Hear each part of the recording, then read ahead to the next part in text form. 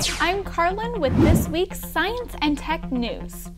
On 4 continents, historic droughts are wreaking havoc as climate change parches California, North Korea, South Africa, and Brazil.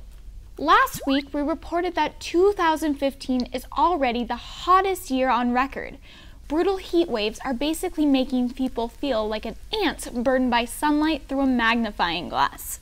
Scientists believe that man-made pollution is intensifying the sun's heat by wrapping the Earth in a big warm blanket, and this is causing a global chain reaction of wacky weather.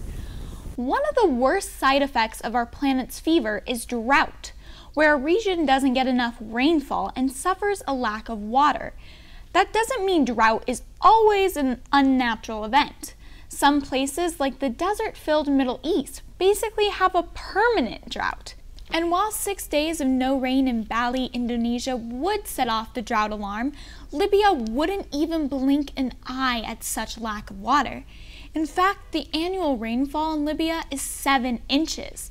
Still, there's no denying that places like California, Brazil, South Africa, and North Korea are much thirstier than usual.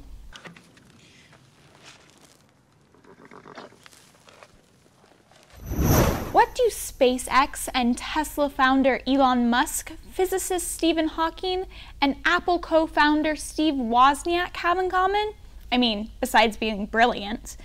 They all want to ban killer robots, which they fear may one day turn on us as quickly as Skynet in the Terminator. Skynet defense system now activated. Science fiction movies like Will Smith's I, Robot and Marvel's Avenger, Age of Ultron explore the unintended consequences of advanced artificial intelligence, or AI. Since machines control everything from automobiles to nuclear power plants nowadays, they could cause some serious damage if they decided to rebel against humans. Well-respected scientists are very concerned about it. I mean, smartphones and apps are already able to predict what kind of music we like, where you want to travel next, and what our favorite websites are, since so much of our life is interconnected online. So futurists like Musk, Hawking, and Wozniak aren't saying we should just scrap AI and rewind the clock on tech advances. All they want is for institutions like the government to keep an eye on tech companies that are working with AI, and for businesses to agree on certain rules and guidelines to prevent science fiction levels of destruction. The last thing we want is some predator drone deciding that perhaps humans are the problem and not the solution. You are experiencing a car accident. If signing the bottom of a clipboard from the delivery man isn't your style, Amazon will be flying packages to your home in the future with robotic drones. Their octocopters can carry up to 5 pounds and reach any location within 10 miles of an Amazon warehouse.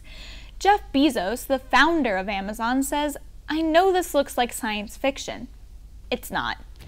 So, how long until these little guys are zipping through the skies? Well, Amazon is still haggling with the Federal Aviation Administration, the government organization that regulates flight permissions.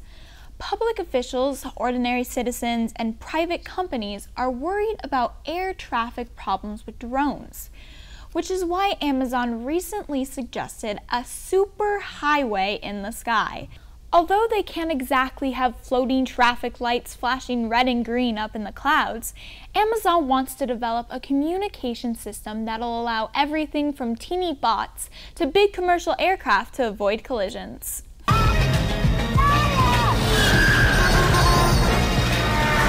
Now we're swooping down to the ocean, where scientists are trying to help endangered whales by collecting whale boogers with snot bots.